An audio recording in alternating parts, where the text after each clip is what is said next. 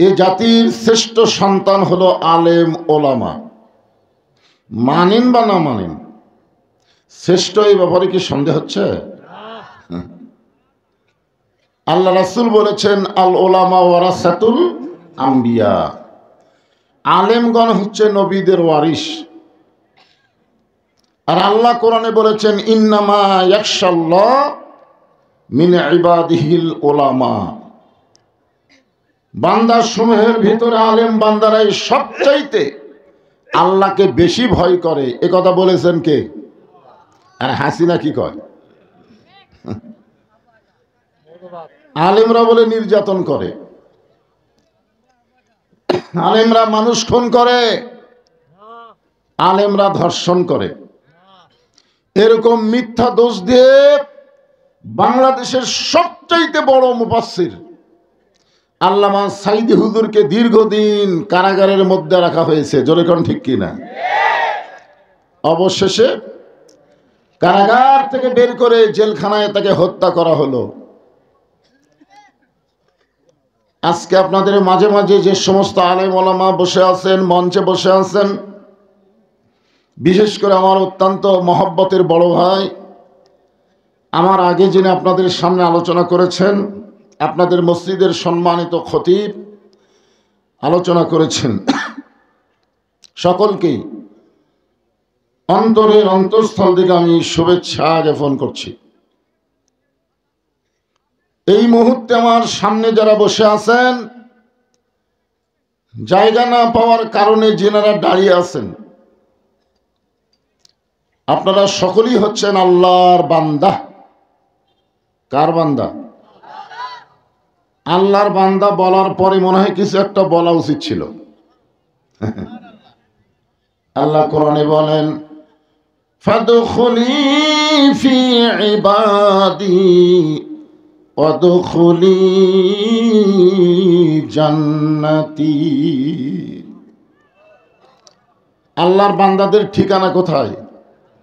জান্নাতে। জোরে বলেন কোথায়? এই মুহূর্তে আপনারা যেখানে বসে আছেন, এইটাকে কি মনে করতেছেন? নিচে খেয়ার উপরে সামিয়ানা, একটুখানি বেশি নিয়র পড়লে বৃষ্টি হলে এক মানুষও থাকবে না। এইটা যদি জান্নাতের বাগান হয় তাহলে জান্নাত খুব একটা ভালো না, নাকি? ভালো? আপনাদের সকলকেই অন্তরের অন্তঃস্থল থেকে শুভেচ্ছা জ্ঞাপন করছি। সম্মানিত মা বোনেরা এত বেশি হয়েছে যে ওনাদেরও জায়গা হচ্ছে না। এখানে আসার পরে আমাকে একজন বলল, হুজুর আমাদের এলাকার মায়েরা খুব ভালো, সবসময় পর্দার ভিতরে থাকে, পর্দার কোনো ওয়াজ করা লাগবে না। আমাদের ছেলেগুলো এত ভালো, সবাই 5 ওয়াক্ত নামাজ পড়ে, এই ব্যাপারেও কোনো ওয়াজ করা লাগবে না, খালি কোরআন হাদিসের কাহিনী বলবেন। হ্যাঁ, আসলে পর্দা যে কি এটা বাংলার মেয়েরা জানি না, মানবে কোত্থেকে? আগে জানা লাগবে তো। ঠিক কিনা? হ্যাঁ, যে সমস্ত মায়েরা পর্দার ভিতরে বসে আছেন, আমি আমার অন্তরের অন্তঃস্থল থেকে আপনাদেরকে শুভেচ্ছা জ্ঞাপন করে দীর্ঘ কয়েক বছর পর আপনাদের এই পাশে মাদ্রাসা এসেছিলাম, যে মাদ্রাসা আমার ভাই চাকরি করে, ওখানে হাফেজ মাদ্রাসা আছে, আছে না নাই? ওখানে হয়েছিলাম, ফাজিল মাদ্রাসা হয়েছিলাম। আপনাদের এই দিকে মনে হয় আমার আশা হয়নি। যাই হোক, অনেক দিন পর এসে আপনাদের কাছে জানতে চাচ্ছি আপনারা সকলে কেমন আছেন? জি, আমি এই যে কিছুদিন হলে ওয়াজের শুরুর 15 মিনিট, ঘড়ি ধরে 15 মিনিট আমার একটু গলার খুসখুসানি কাশি হয়। গলাটা গরম হয়ে গেলে আবার এই ঠিক হয়ে যায়। মানে হঠাৎ শীত নামছে, বুঝলেন? আর আমরা বক্তারা তো এক এক দিন এক এক জায়গায় যাই। আমি কয়েকদিন আগে গেছিলাম ওই পঞ্চগড়ে। আপনারা তো জানেন না ওই জায়গায় কত শীত, আপনারা জানেন? বগুড়ার মানুষ বুঝতে পারতেছে না। তো পঞ্চগড়ের পরের দিনই আবার ওয়াজ করছে আমি ময়মনসিংহ, মানে ওখানে ময়মনসিংহ গরম, পঞ্চগড় ঠান্ডা। একই মানুষকে আগের দিন ঠান্ডা, পরের দিন গরম রাখলে কেমন হয়? তো যাই হোক, কিছুটা সমস্যা হয়েছে। আল্লাহ পাক অবশ্যই হেফাজত করবেন, সকলে বলে আমিন। যে আল্লাহ আমাদেরকে শারীরিক সুস্থতা দান করে মানসিক প্রশান্তি লাভের জন্য আজকের এই জান্নাতের বাগানে কবুল করলেন, আমরা সে আল্লাহর উপর খুশি না বেজার? তাহলে জবান করে সমস্বরে সকলে বলবো রব্বানা লাকাল হামদ হামদান কাসীরান তাইয়িবান মুবারাকান ফীহি।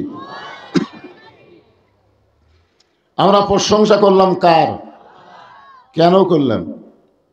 এমনি এমনি? আমাদের বাংলাদেশ এমন একটা জায়গায় অবস্থিত যারা 3 পাশে হলো মালওয়ানের বসবাস। জোরে কান, কিসের বসবাস? মালওয়ান।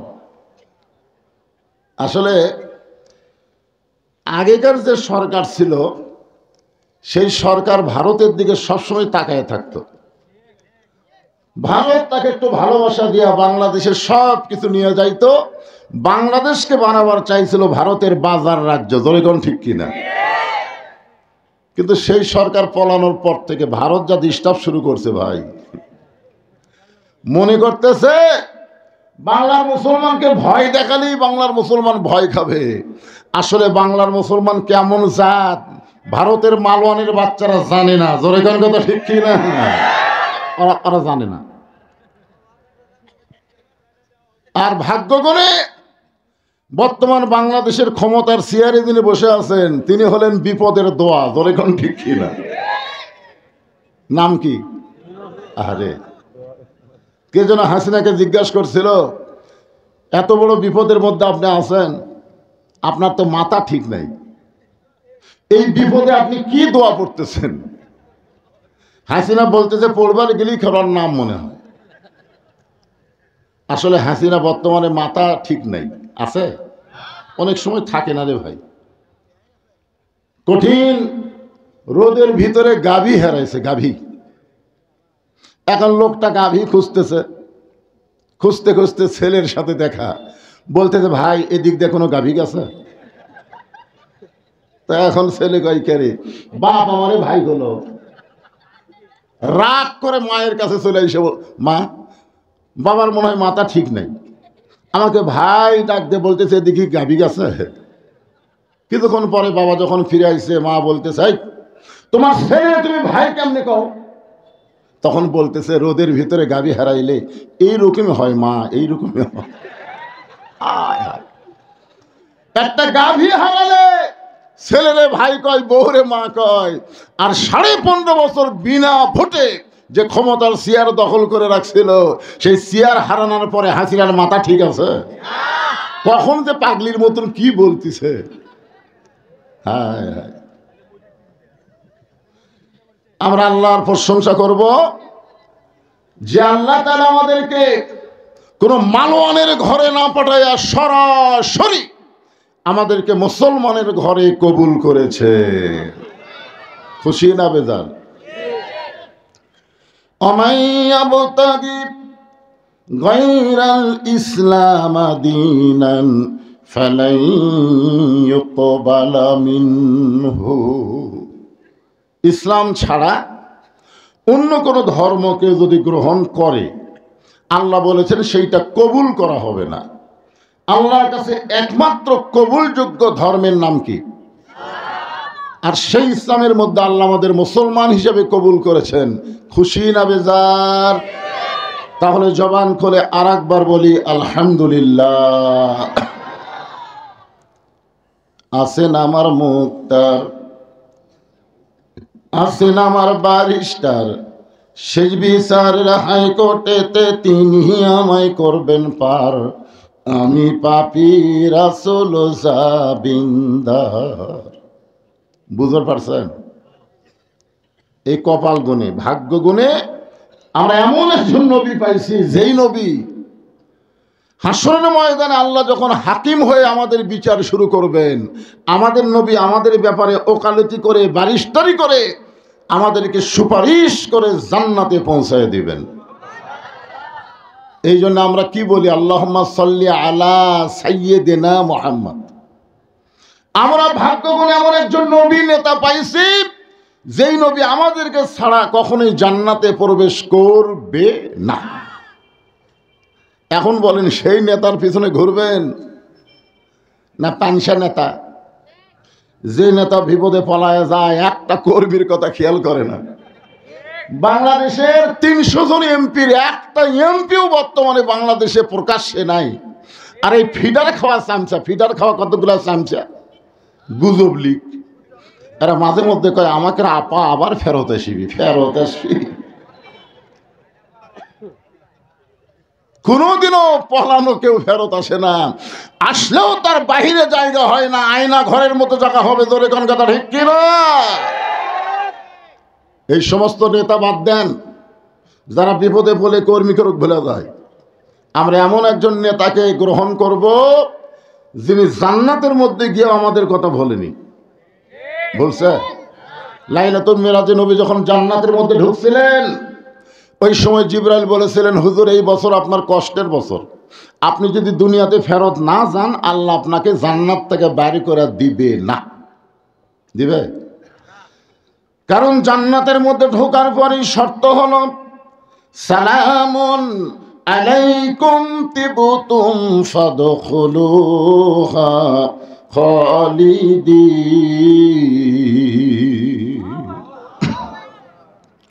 আসলে আওয়ামী লীগ যেটি বেশি থাকে, এটা আল্লাহু আকবার খুব একটা জোরে হয় না। আপনার আল্লাহু আকবার কম লাগে।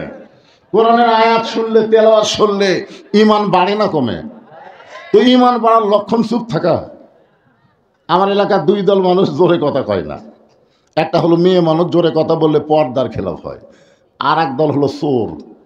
এই চোরেরা জোরে কথা কয় না, ধরা পড়ার ভয়। বর্তমানে আওয়ামী লীগ আছে, কিন্তু জোরে কথা বলতেছে, বললেই ধরা খাবে। 5ই আগস্টের আগে এদের সিনার কাছে দেওয়া যায়নি। হাই রে মুখ ভাই! আর এখন এরা এমন ভাবে চুপ মারছে, তা আপনারা কি সেই দলের লোক নাকি? হ্যাঁ, ওয়াইযা তুলিয়াত আলাইহিম আয়াতুহু জাদাতুহুম ঈমানা ওয়া আলা রাব্বিহিম ইয়াতাওয়াক্কালুন। হ্যাঁ, আলহামদুলিল্লাহ। তো এখন আপনি যদি জান্নাত থেকে বের না হন, আল্লাহ বাইরে করে দিবে না। নবী বলতেছে জিবরাইল, কারণ এই বছরে আপনার 3টা কষ্ট গেছে। নবী যেই বছর মেরাজ করছে, নবীর কষ্ট গেছে 3টা। ধরে কোন কয়টা? 1 নম্বর কষ্ট হলো চাচা মারা গেছে। আপনার বলেন তো, চাচা মারা গেলে ভাইস্তার কি? ভাইস্তার কিছু হয়? কারণ বাপের সাথে সবচাইতে বেশি গন্ডগোল কার হয়? চাচার হয়। আমার তো চাচা ছিল, মাঝে মধ্যে আমার বাপের সাথে সামান্য জাগালেই গন্ডগোল হতো। আমি আল্লাহ বলতাম, আল্লাহ চাচা মরাই ভালো। তাহলে নবীর চাচা মারা গেলে নবীর অসুবিধা কি? অসুবিধা হল, আল্লাহ নবী বলেছেন, মায়ের পেটে আমি এতিম ছিলাম, কিন্তু দুনিয়াতে আসার পর আমি এতিম ছিলাম না। সাহাবারা বললেন, ইয়া রাসূলুল্লাহ, মায়ের পেটে এতিম ছিলেন, দুনিয়াতে আসার পরে এতিম ছিলেন না, কারণ কি? রাসূল বললেন, ভাগ্য গুণে এমন একটা চাচা পাইছি, যেই চাচার আদরে ভালোবাসায় আমার বাবা নাই, আমি কোনোদিনও বুঝতে পারিনি। শিশুকালে মইরা গেছে মা, গর্ভে থাকতে মরছে পিতা, নবী চোখে দেখলেন না। কে করিবে লালন পালন, কে দিবে সান্ত্বনা, এই দুনিয়ার বড় এতিম নবী ছিলেন একজনা। আল্লাহ সূরা দোহার মধ্যে বলেছেন, আলাম ইয়াজিদিকা ইয়াতীমান ফাআওয়া। চাচা দুনিয়া থেকে বিদায় নেওয়ার কিছুদিন পরে নবীর দরদের বিবি খাদিজা দুনিয়া থেকে বিদায় নিলেন। যতদিন মা খাদিজা জীবিত ছিলেন ততদিন রাসূল দ্বিতীয় কোনো বিবাহ করেন নাই। আমাদের নবীকে নাস্তিকেরা বলে কামুক নবী, এতগুলা বিয়ে করছে। আপনারা বলেন তো, যতদিন মা খাদিজা দুনিয়াতে জীবিত ছিলেন রাসূল কোনো দ্বিতীয় বিয়ে করছেন? করেননি। যখন আল্লাহ নবীর বয়স 50 বছর, তখন মা খাদিজা দুনিয়া থেকে বিদায় নিছে। 25 বছরে বিয়ে করছে, 25 বছর সংসার করছে, 50 বছর পর্যন্ত দ্বিতীয় বিয়ে করেননি। এই দরদের বিবি খাদিজা দুনিয়া থেকে বিদায় নেওয়ার কিছুদিন পর নবী গেলেন তায়েফে। তায়েফবাসীরা নবীকে এত পাথর মারলেন, পাথরের আঘাতে নবী রক্তাক্ত হয়ে গেলেন। এর কিছুদিন পরে আল্লাহ তাআলা ওয়ারাফা'না লাকা যিকরাক, নবীকে সর্বোচ্চ সম্মান দিয়ে আল্লাহর আরশে ভ্রমণ করালেন। সুবহানাল্লাহ কর না খান। এখান থেকে আপনারা কি শিক্ষা নিলেন? যে কষ্টের পরেই কিন্তু শান্তি। বহু কষ্ট আমরা বাংলাদেশে সহ্য করেছি। এখন হাসিনা পালায় গেছে, ইউনূস ক্ষমতার চেয়ার পাচ্ছে, নতুন করে কেউ আবার ক্ষমতায় আসার চেষ্টা করতেছে। জোরে কোন ঠিক কিনা? আমরা এখন নিয়ত করব, সব দেখা হলো শেষ, আগামীতে দেখব আল্লাহর কোরআনের বাংলাদেশ। ঠিক কেন বলেন? হায় হায়, কোন জায়গা কি বলতেছি রে? গোটা বাংলাদেশের মধ্যে বগুড়া হলো বিএনপির ঘাঁটি, আর সেই জায়গায় যদি কোরআনের দেশ দেখবার চাই, বিএনপির কবি করে। শোনেন, স্বাধীনতার 54 বছর চলে গেল, প্রকৃত সুখ শান্তি কেউ দিবার পারলো না। কারণ মানুষের তৈরি সংবিধান, মানুষের তৈরি আইন দিয়া মানুষ কোনদিন শান্তি পাবার পারে না। শান্তি পাইলে গেলে আল্লাহর সংবিধান, আল্লাহর হুকুম আমল করা লাগবে। ধরে গান ঠিক কিনা? এই জন্য আল্লাহ বললেন, ওয়ানুনাজ্জিলু মিনাল কুরআনি মা হুয়া শিফাউ ওয়া রাহমাতুল লিল মুমিনিন। এর বাংলা অর্থ হলে, মাইক এরকম করতেছে কেমন? এই শোনাই দিত, মাইক শুরুতে ভালোই আছিল, পেঁয়াজ খাওয়ায় না, চনচন যেন না করে। সাউন্ড কম হলে সমস্যা নেই, কিন্তু চনচন করলে বিপদ। ইকো মিকো সব বন্ধ করে দাও। আমি যেই বলবো সব সমস্যার সমাধান আপনার বলবেন দিতে পারে আল কোরআন। আমি যে আয়াতে কারিমা তেলাওয়াত করলাম এরই বাংলা, এটা আমার বাপ দাদার কথা না। কথা কার? সব সমস্যার সমাধান। এতগুলো মরদ মানুষের একটা সাউন্ড কেবারে। আচ্ছা, আপনাকে কি বিশ্বাস হচ্ছে না? একটা ইসলামী সঙ্গীত গাইল, আপনাকে মনে হয় বিশ্বাস হচ্ছে না যেই বাংলাদেশে কোরআনের আইন দিয়ে দেশ চলবে, কলেমা খচিত পতাকা পথ পথ করে আকাশে উড়বে, এইটা আপনাদের বিশ্বাস হচ্ছে না? আগস্টের 1 তারিখে তো আপনাদের বিশ্বাস ছিল না যে 5 তারিখে হাসিনা পলাবি। বিশ্বাস হয়েছিল? আপনারা তো বুঝতে পারতেছে না সামনে কি আসতেছে। একটা স্লোগান দিয়ে মোটামুটি ইমানকে সাইজ করেন। সব সমস্যার সমাধান আল কোরআনের আলো, সংসদে জালো লিল্লাহে তাকবীর। ফেরেশতা জিবরাইল বললেন, যদি আপনি জান্নাত থেকে বের না হন আল্লাহ আপনাকে বের করে দিবে না। নবী বললেন, জিবরাইল, আমি জান্নাতে থাকার জন্য ঢুকি নাই, শুধুমাত্র জান্নাতকে দেখার জন্য ঢুকছি। আমার উম্মতের জন্য আল্লাহ কত সুন্দর জান্নাত বানাইছে, এই জান্নাত একটু দেখার জন্য ঢুকছি রে জিবরাইল। আমি নবী সেই দিন জান্নাতে থাকার জন্য ঢুকবো যেদিন আল্লাহ আমার সমস্ত উম্মতকে জান্নাত দিয়া দিবে। এমন নবী পাওয়াতে খুশি না বেজার? তাহলে জবান খুলে বলি আলহামদুলিল্লাহ। আল্লাহর প্রশংসা করার কারণ হলো যে আমার হাতের দিকে তাকায় থেকে দেখেন, কি? সুবহানাল্লাহ। যেই কোরআনের প্রথমে আল্লাহ বলেছেন যালিকাল কিতাবু লা রাইবা ফীহি হুদাল লিল মুত্তাকিন। আপনার বলেন তো এই কোরআনের মধ্যে সন্দেহ আছে? গোজামিল, ধোঁকা নাই।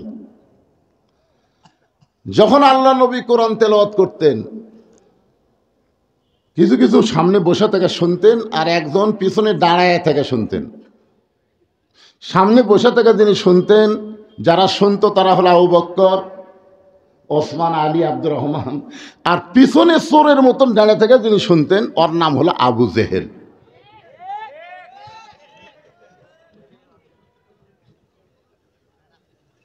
বসে থেকে শোনা আর দাঁড়িয়ে থেকে শোনা দুইটা কি এক? জানো না?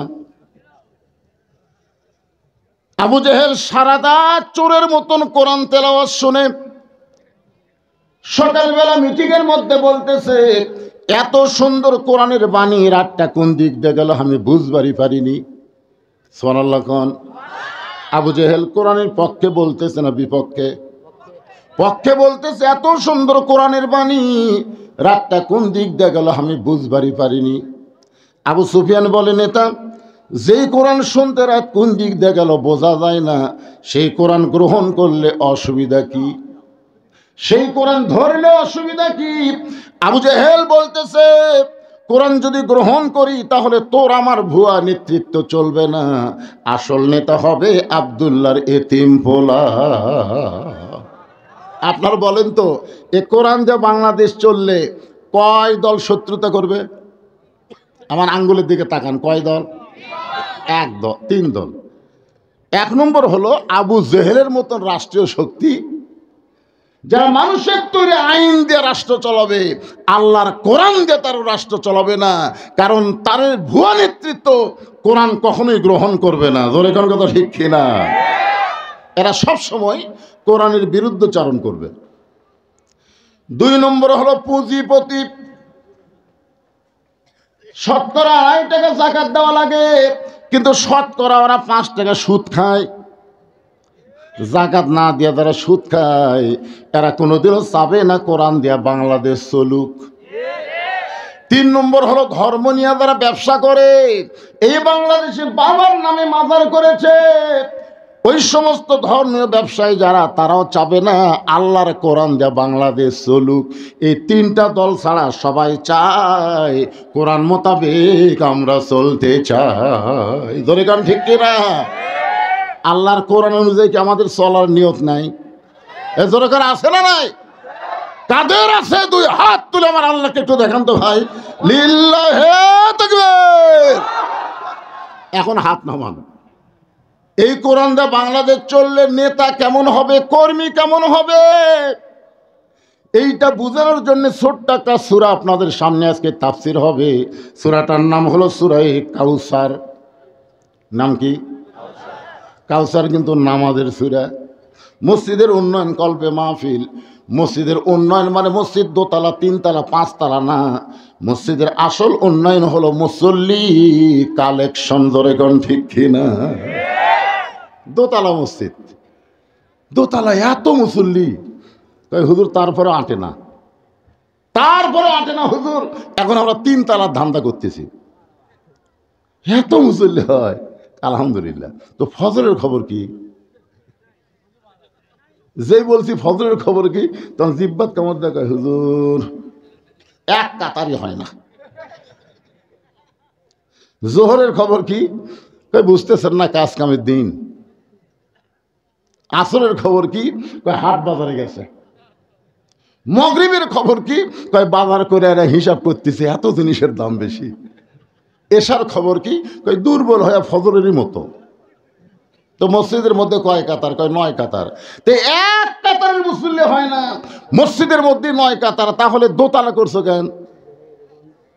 তখন বলতেছে, হুজুর ওই যে জুমার দিনে সবার শেষে এসে আগে যায়, ওই শালাকের জন্য দোতলা করা লাগছে।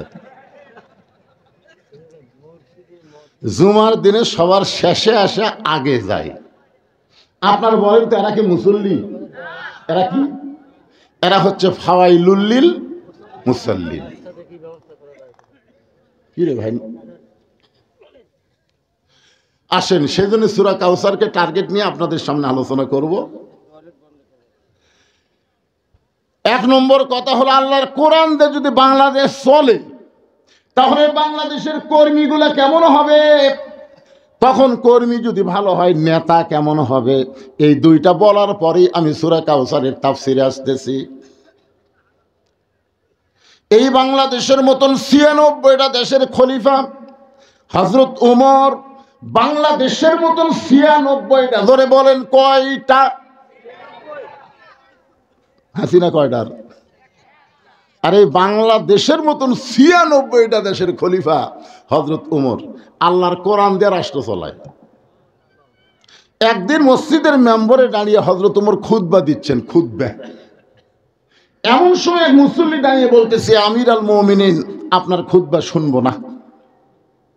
ওমর ফারুক বললেন, আমার অপরাধ কি?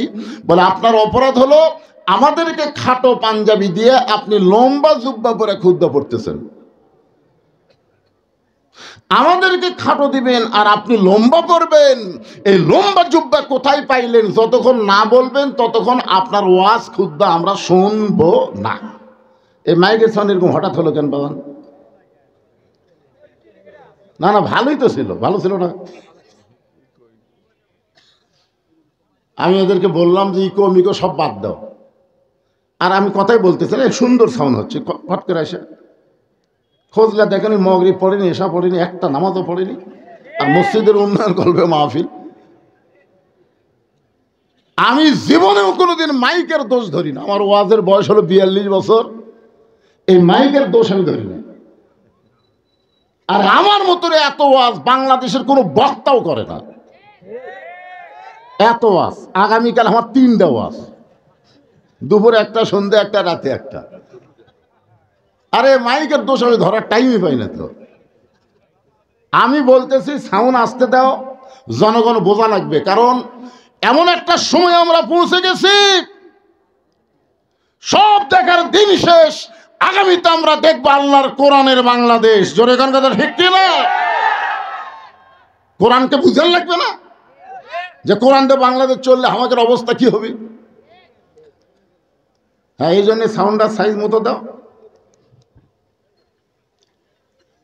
আপনারা বলেন, হযরত ওমর বাংলাদেশের মতো ৯৬টা দেশের খলিফা, তার পাঞ্জাবি লম্বা, খুতবা আটকা দিছে। ওমর ফারুক তাকায় দেখে প্রত্যেকটা মুসল্লি মাথা নিচু করে বসে আছে। ওমর ফারুকের পক্ষে কেউ নেই, মনে হয় সবাই ওই সাহাবীর পক্ষে আছে। আসরের ফরজ নামাজ ৪ রাকাত, জোরে কোন কয় রাকাত? ইমাম ২ রাকাতে বসিছে, আবার ৩ রাকাতেও বসে গেছে। সঙ্গে সঙ্গে এক ভ্যানাল আল্লাহু আকবার, আল্লাহু আকবার কে লোকমা দিছে। ইমাম কয়, আমি টাইটেল পাস, দাওরা পাস, এতদিন ৪ রাকাত পড়াছি, আজকে ৩ রাকাতেই বসে থাকবো, আমি ৪২ সালের আগে উঠবো না। এই মনে করে ৪১ সাল পর্যন্ত ইমাম যদি বসে থাকবার চায়, আপনার বলেন তো মসজিদের মুসল্লি ইমামের পক্ষে হবে না ভ্যানালার পক্ষে যাবে? কেন কেন যাবে? কারণ ইমাম স্বৈরাচারী হয়ে গেছে, আল্লাহর হুকুম নবীর তরিকা মোতাবেক নাই, আর ভ্যানালা আল্লাহর নবীর তরিকা মোতাবেক লোকমা দিয়েছে। এখন আমরা ইমামকে বাদ দিয়ে নতুন একটা ইমাম নিয়োগ দেব, ভ্যানালার সাথে আমরাও লোকমতে সামিল হব। জোরে কোন কথা ঠিক কি না? কারণ মসজিদে কোনো মানুষের আইন চলে না, মসজিদে আইন চলে কার? আরো জোরে বলেন। হ্যাঁ, সমস্ত সাহাবী মাথা নিচু করে আছে, ওমর ফারুকের পক্ষে কথা বলার কেউ নাই। এমন সময় আব্দুল্লাহ ইবনে ওমর বাবার পাশে দাঁড়ায় বলতেছে, রে নবীর সাহাবীরা, তোমরা খাটো পাঞ্জাবি হলেও তো নতুন পাঞ্জাবি পরে নামাজ পড়তে আইছো। আমার পরনের দিকে তাকায় দেখো, আমার পরনে নতুন কোনো কাপড় নাই। ওসমান গনি বলে, আব্দুল্লাহ, আজকে জুমার দিনে সবাই নতুন কাপড় পরেছে, তুমি পুরাতন কাপড় কেন পরে নামাজ পড়তে আসলে? আব্দুল্লাহ বলে, আমি যদি নতুন কাপড় পরতাম তাহলে আমার বাবার জুব্বা লম্বা হতো না। আমি যদি নতুন পোশাক পরে নামাজ পড়তে আসতাম তাহলে আমার বাবার জুব্বা লম্বা হতো না। রে নবীর সাহাবীরা শুনে নাও, যেদিন থেকে আমার বাবা মদিনার খেলাফতের দায়িত্ব পাইছে সেদিন থেকে তোমরা সবাই ঘুম পাড়ো, কিন্তু আমার বাবার ভাগ্যে ঘুম নাই। সবাই যখন ঘুমায় গেছে, ওমর ফারুক তখন নিজের চোখে দেখার জন্য চোরের মতন রাতের অন্ধকারে মদিনার অলিগলি ঘুরতেছে। হঠাৎ হযরত ওমর দেখতে পাই মরুভূমির মধ্যে একটা তাঁবু টাঙ্গানো। ওমর ফারুক চিন্তায় পড়ে গেলেন, মদিনার কোনো মানুষ তো তাঁবুতে থাকার অবস্থা নাই। আল্লাহ এমন রহম করেছে মদিনার সব মানুষের বাড়ি আছে, তাঁবুর মধ্যে কি? একটু নিকটে গিয়ে শুনতে পাই ছোট দুইটা বাচ্চা খালি মা মা বলে কাঁদতেছে, আর মহিলা বলতেছে, বাবা একটু ধৈর্য ধরো, গোস্ত সিদ্ধ হলেই তোমাদের খাবার দিব, একটু ধৈর্য ধরো, গোস্ত সিদ্ধ হলেই খাবার দিব। ওমর ফারুক চিন্তায় পড়ে গেলেন, দুম্বার গোস্ত হলে 8 ঘন্টা লাগবে, উটের গোস্ত হলে বড় জোর 1 ঘন্টা লাগতে পারে। এত গভীর রাত হয়ে গেল, এখন পর্যন্ত গোস্ত সিদ্ধ হয় না। এটা কেমন মা? সন্তান কান্দে, কলিজাত কি দয়া নাই? ওমর ফারুক লোকমা দিয়ে বললেন, মা তোমার 2টা সন্তান ক্ষুধার জ্বালায় কাঁদতেছে, আরে এত রাত হয়ে গেল তোমার গোস্ত সিদ্ধ হয় না, কারণ কি? মহিলা বলতেছে, পথিক আমার বাড়ি হলো ইয়ামিন দেশে। আমি শুনতে পাইলাম মদিনার খলিফা ওমর অত্যন্ত ভালো মানুষ, আমার 2টা এতিম বাচ্চাকে নিয়ে খলিফা ওমরের কাছে যাবার চাই, কিন্তু বিকালবেলা এত মানুষের ভিড়, আমি ওমরের দরবারে যাবার পারলাম না। আমি আজকে রাত্রেবেলা কোনো মতে কাটাই, আগামীকাল সকালবেলা ওমরের দরবারে আমার 2টা এতিম সন্তানকে নিয়ে যাব। আমি একজন মা 2টা বাচ্চাকে নিয়ে মরুভূমির মধ্যে তাঁবু টাঙ্গায় যখন থাকতে চাই, আমার 2 বাচ্চা ক্ষুধার জ্বালায় যখন বারবার কান্দে, আমি ওদেরকে সান্ত্বনা দেওয়ার জন্যে পাতিলে পানি আর পাথর দিয়া নিচে আগুন জ্বলায় বলতেছি, বাবা গোস্ত সিদ্ধ হলেই তোমাদের খাবার দেব, কিন্তু আমার বাচ্চারা তো জানে না আমি পানির মধ্যে পাথর দিয়ে আগুন জ্বালাইছি। আমার 2টা বাচ্চা বারবার যখন খাবার চায়, আমি এতবার বলতেছি, তারপরে যখন ঘুমাই না, আমার মনে হয় আমার 2টা বাচ্চার পেটে এত খিদা, আজকে রাত মনে হয় কাটাবার পারবে না। ওমর ফারুক বললেন, মা একটু ধৈর্য ধরো, মা আসল জায়গায় বিচার না দে, একটু ধৈর্য ধরো, আসল জায়গায় বিচার না দে, একটু ধৈর্য ধরো। আসল জায়গা হলো আল্লাহ। যখন আসল জায়গা কি? আমরা বাংলাদেশে এতদিন হাসিনার জজ কোর্ট, হাইকোর্ট, সুপ্রিম কোর্টে বিচার দিছি, কাম হয়নি। কাম হয়েছে? আলেমরা আমরা যখন দেখলো বাংলার সমস্ত কোর্ট কাছারি হাসিনা দখল করেছে, তখন চিন্তা করলো আর ভেজাল জায়গায় বিচার চাবো না, আমরা আসল জায়গায় বিচার চাই। আসল জায়গায় যখন বিচার চাইছে, ছাত্র জনতাকে আল্লাহ তয়রান আবাবিল বানায়া হাসিনাকে আবরাহার মতন হস্তি বাহিনী ধ্বংস করে ভারতে পালায়া দিছে। জোরে বলেন কথা ঠিক কিনা? আপনারা 5 তারিখের সকাল দেখেন, দুপুর দেখেন, 2টা দেখেন, যখন আমি পর 2টার সময় দেখেন, আপনি নিজের চোখে দেখতে পারবেন ফেসবুকে কি অবস্থা। আমি সকালে দেখি একটা মানুষও নেই, দুপুর 12টার দিকে ফেসবুক তো খুব একটা চলে না, ভিপিএন দিয়ে চলাই, দেখলাম কোনো মানুষজন নাই। ওই শহীদ চত্বরে গোটা 15-20 জন ঘুরঘুর করে ঘুরতেছে। আমি বললাম, আজকেই হাসিনা জয়লাভ করবি, আগামীকাল দেখা আমাকে ওয়াজ বন্ধ হবি, সব কয়টা মৌলবি কেরকি দিবি। তোর এখন কথা ঠিক কিনা? হায় হায়, ছাত্ররা লং মার্চ ডাকলো ঢাকাতে, কেউ নেই। বিশ্বাস করেন, আমি মনে কষ্ট নিয়ে 12টার সময় মসজিদে ঢুকলাম, ঢুকে কোরআন শরীফ পড়লাম, এক সময় কিছু নফল ইবাদত করলাম। যখন নামাজ পড়ার পরে আল্লাহকে বললাম, আল্লাহ আল্লাহ সব ক্ষমতা তোমার হাতে, আল্লাহ এই ছাত্র জনতা আজকে ঢাকায় যাওয়ার কথা, একজনও নাই। কোনো মতো ঢুল ঢুল করে বাড়িতে এসে যখন ফেসবুক চালু করলাম, ভাই হায় হায়, যেদিকে তাকাই সেই দিকে পঙ্গপালের মতন মনে হয় তয়রান আবাবিল, আল্লাহর আবাবিল ঝাঁকে ঝাঁকে ঢুকতেছে। ধরে কোন সুবহানাল্লাহ। আপনারা কি মনে করতেছেন? সূরা ফিলের ঘটনা আপনারা জানেন? আয় হায় রে, আবরাহা হস্তি বাহিনী নিয়ে কাবা ঘর ধ্বংস করতে এসেছিল। হাসিনা আমাদের বাংলাদেশকে হস্তি বাহিনী দিয়া ধ্বংস করার চেষ্টা করেছিল, কিন্তু বাংলাদেশের ছাত্র জনতা আবাবিল হয়ে আল্লাহ রহমতে বিজয় লাভ করেছি। জোরে কোন কথা ঠিক কিনা? কারণ কোনো বিজয় মানুষের চেষ্টায় হয় না, প্রত্যেকটা বিজয় হয় কার উদ্দেশ্য, কার চেষ্টায়? আল্লাহ সূরা নসরের মধ্যে বলে দিয়েছেন, ইজা জা আনাসরুল্লাহি ওয়াল ফাত وَرَأَيْتَ النَّاسَ يَدْخُلُونَ فِي دِينِ اللَّهِ أَفْوَاجًا فَسَبِّحْ بِحَمْدِ رَبِّكَ وَاسْتَغْفِرْ إِنَّهُ كَانَ تَوَّابًا। আল্লাহু আকবার। একটু মনোযোগ দিয়ে শুনবেন।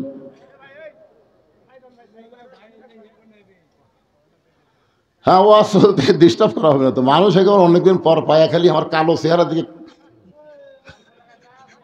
টাটকার মতো চাই আছে। ভাই এখন ডিস্টার্ব করো না, কি বলতেছে একটু মনোযোগ দেন। ওমর ফারুক বললেন, মা আসল জায়গায় বিচার দিও না, একটু ধৈর্য ধরো। এক দৌড়ে বাইতুল মালের দরজায় আসলাম, দরজা খুলে দিল। ওমর ফারুক বললেন, বড় একটা খাবার বস্তা আমার মাথায় উঠে দাও। আসলাম বলতেছে, আমিরুল মুমিনিন কোথায় যাওয়া লাগবে? আমি খাবার বস্তা নিয়ে রওনা দিব। ওমর ফারুক বলে, আসলাম রে, একজনের পাপের বোঝা আর একজন মাথায় নাই না, যে আটার বস্তা আমার মাথায় উঠায় দে। অবুলিল আমরি মিনকুমকে মানতে গিয়ে আসলাম বিশাল খাবার বস্তা যখন ওমর ফারুকের মাথায় উঠে দেয়, ওমর ফারুক বস্তা নিয়ে যখন দৌড় শুরু করেছে, আসলাম পিছন দিক থেকে বলতেছি, আমিরুল মুমিনিন এমন ওজনের বস্তা নিয়ে দৌড়াইলে আপনি পড়ে কষ্ট হবে। ওমর বলে, আসলাম রে, সময় মতো যদি জায়গায় যাবার না পারি, ওমরকে আল্লাহ জাহান্নামের আগুন দিয়ে পুড়ে মারবে। ইয়া আইয়ুহাল্লাযীনা আমানুত্তাকুল্লাহা হাক্কা তুকাতিহি ওয়া লা তামুতুন্না ইল্লা ওয়া আনতুম মুসলিমুন। আত্তাকুল্লাহ, ভয় করতে হবে কার? আরো জোরে বলেন কার? এলা মানুষের তৈরি আইন দেওয়া হয় না, আল্লাহর কোরআন দিয়ে আইন যখন চালু হবে। ওমর ফারুক বলে, আসলাম সময় মতো যদি জায়গায় পৌঁছতে না পারি, জাহান্নামের আগুন দিয়ে আল্লাহ ওমরকে পুড়াবে। এক দৌড়ে বস্তা নিয়ে তাবুর কাছে, মা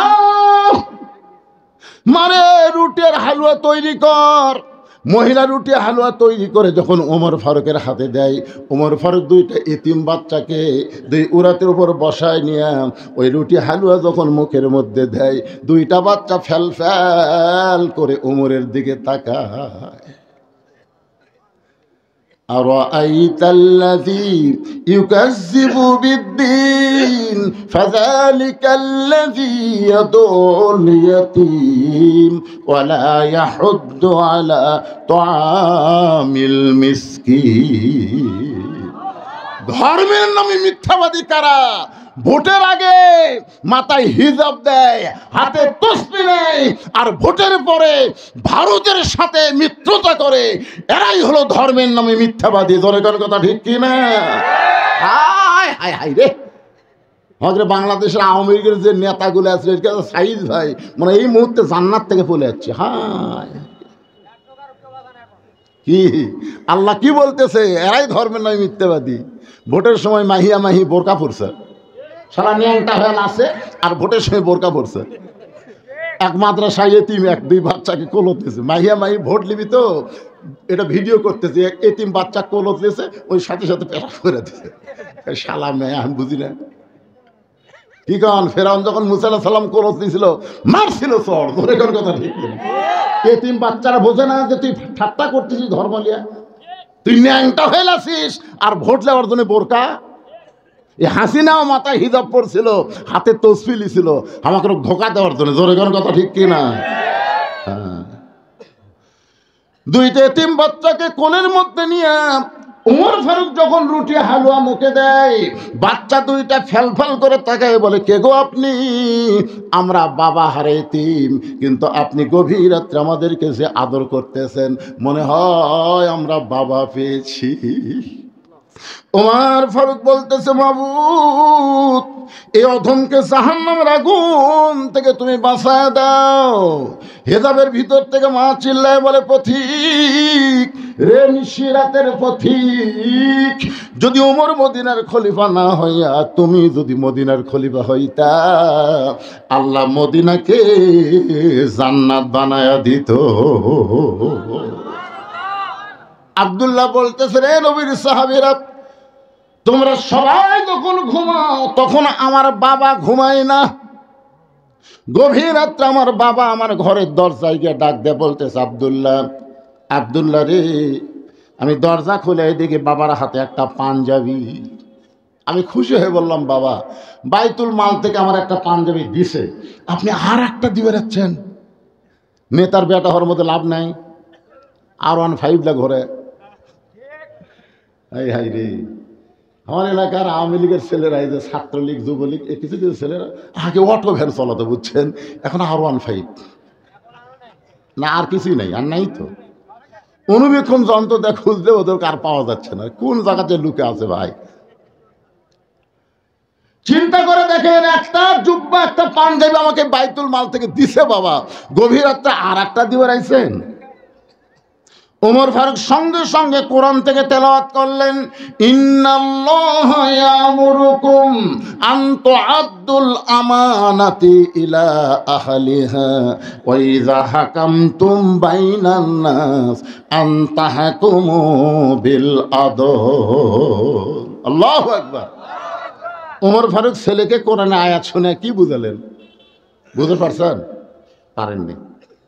মানুষের মধ্যে কাউকে যখন হাকিম বানানো হয়, বিচারক বানানো হয়, সে নিজের ইচ্ছা মতো বিচার করতে পারবে না। বিচার করতে হলে আল্লাহর আইনটা বিচার করা লাগবে। জোরে কোন কথা ঠিক কিনা? 6 বছর আম বাগানের চাষ করছে, এখন জ্যৈষ্ঠ মাসে দেখতে গেছে আম পাকছে কিনা। তাকায় দেখে গাছের ডালে চড়ে এক ছোট্ট বাচ্চা আম পাড়তেছে। বাগানের মালিক কয়, আমি খাইনি, পরিবারে কেউ খাইনি, তুই আমার গাছে চড়ে আম পাড়তেছিস, তোর বাপকে বিচার দেবো রে। ছেলে খালি মুচকে মুচকে হাসে। বাগানের মালিক বলে, হাসিস কেন? বলে, আমার বাপকে কোথায় খুঁজবার যাবেন, আমার বাবা আর এক গাছে চড়ছে। তাকে দেখে ওর বাপ খালে আম পাড়ের বস্তা ভরায়, গাছের ছায়ায় বসে কাঁদতেছে আর বলতেছে, আল্লাহ বিচার দেব কার কাছে? বেটাও চোর, বাপও চোর। 15.5 বছর বাংলাদেশে বিচার দেওয়ার কোনো জায়গা ছিল না। জোরে কথা কন না কেন? কথা বলে জায়গা ছিল? কার বিচার দিবেন? আপনাকে আওয়ামী লীগের দুলুক বিচার দিবেন? দুলুক নগর মাদ্রাসার জন্য আমার কাছে মাস্তান পাঠাচ্ছে, দাওয়াত নিলে ভালো, না নিলে খারাপ। আমরা আলেমদেরকে এত হুঙ্কার মারছে, হুঙ্কারের চোটে আমরা দোয়া করছি, রব্বানা আতিনা ফিদ দুনিয়া হাসিনা। বুদ্ধি নাই তো ভাই, কি করবে? হাসানার জায়গা হাসিনা করছি রে। বাড়ির থেকে বার হতে বউ আঁকি কয়, দেখাশোনা ওয়াজ করবেন, দেখাশোনা ওয়াজ করবেন। আগে চারিদিকে দেখবেন পুলিশের গাড়ি, র্যাবের গাড়ি, আওয়ামী লীগের কোনো ক্যাডার আছে কিনা। যদি এগুলো ঠিক থাকে, তেলতেলা মেরে দিয়ে আসবেন। আমাকে দেখাশোনা ওয়াজ করা লাগছে, খালি চারিদিকে। উপর দিকে আমরা তাকানোর টাইমই পাই। উপর দিকে কে? জোরে গান কে? তাবারাকাল্লাযী বিয়াদিহিল মুলক ওয়া হুয়া আলা কুল্লি শাইইন কাদির। গোটা পৃথিবীর রাজত্ব, কর্তৃত্ব, মালিকানা কার হাতে? সমস্ত ক্ষমতার মালিক কে? একটু মনোযোগ দিয়ে শুনবেন। ওমর ফারুক বলে, আব্দুল্লাহ, এই পাঞ্জাবিটা আমার ভাগে পড়ছে বাজান, এই ছোট পাঞ্জাবি গায়ে দিয়ে বল, আমি কি ইমামতি করতে পারি, খুতবা দিবার পারি? আব্দুল্লাহ বলে, বাবা তাহলে আমি কি করব? ওমর ফারুক বললেন, তোর ভাগে যে কাপড়টা পড়েছে, যে পাঞ্জাবিটা পড়েছে, ওইটা আমার একটু দান করে দে। আব্দুল্লাহ বলে, গভীর রাত্রে আমার কাপড়ের অংশ বাবাকে দান করে দিলাম। বাবার অংশ আমার অংশ। বাবা সেলাই করে লম্বা জুব্বা পরে খুতবা দেয়। এখন বলো, খুতবা শোনা যায় কি না যায়? সমস্ত সাহাবীরা চিল্লায় বলে, আল্লাহর কোরআন দিয়ে যখন রাষ্ট্র চলবে, তখন মুসলমান এমন ভালো মানুষকে নেতা হিসাবে দেখতে পাবে। কতক নেতা আছে কর্মীকে থাপড়াই, জোরে কোন কথা ঠিক কিনা? আবার কতক নেতা আছে একটা সাধারণ মানুষকে বুকের মধ্যে নিয়ে কপালে চুমা দেয়। হিরে আমরা কি কানা ক্ষমতা না ভাইয়াও এরকে তো মোশান হচ্ছে ভাই। সব দেখার দিন শেষ। আগামীতে দেখবো আমরা আল্লাহর কোরআনের বাংলাদেশ। কারা কারা রাজি? দুই হাত তোলা, আল্লাহকে দেখান। লিল্লাহে তাকবীর।